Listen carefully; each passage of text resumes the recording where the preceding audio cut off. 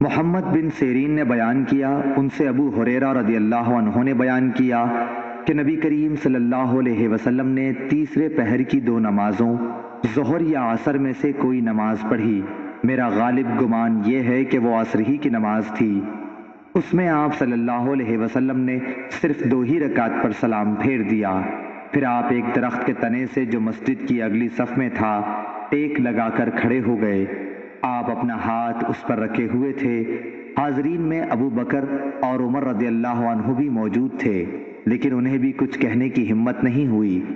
جو جلد باز قسم کے لوگ نماز پڑھتے ہی مسجد سے نکل جانے کے عادی تھے وہ باہر جا چکے تھے۔ لوگوں نے کہا، کیا نماز کی رکعتیں کم ہو گئیں؟ ایک شخص جنہیں نبی کریم صلی اللہ علیہ وسلم ذوالیدین کہتے تھے وہ بولے، یا رسول اللہ، آپ بھول گئے یا نماز میں کمی ہو گئی؟ حضور صلی اللہ علیہ وسلم نے فرمایا، نہ میں بھولا ہوں اور نہ نماز کی رکعتیں کم ہوئیں۔ ذوالیدین بولے کہ نہیں، آپ بھول گئے ہیں۔ اس کے بعد آپ صلی اللہ علیہ وسلم نے 2 رکعت اور پڑھی اور سلام پھیرا، پھر تکبیر کہی اور معمول کے مطابق یا اس سے بھی طویل سجدہ کیا۔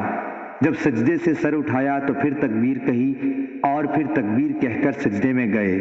یہ سجدہ بھی معمول کی طرح یا اس سے طویل تھا۔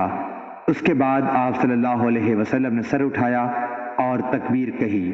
صحیح بخاری حدیث نمبر 1229۔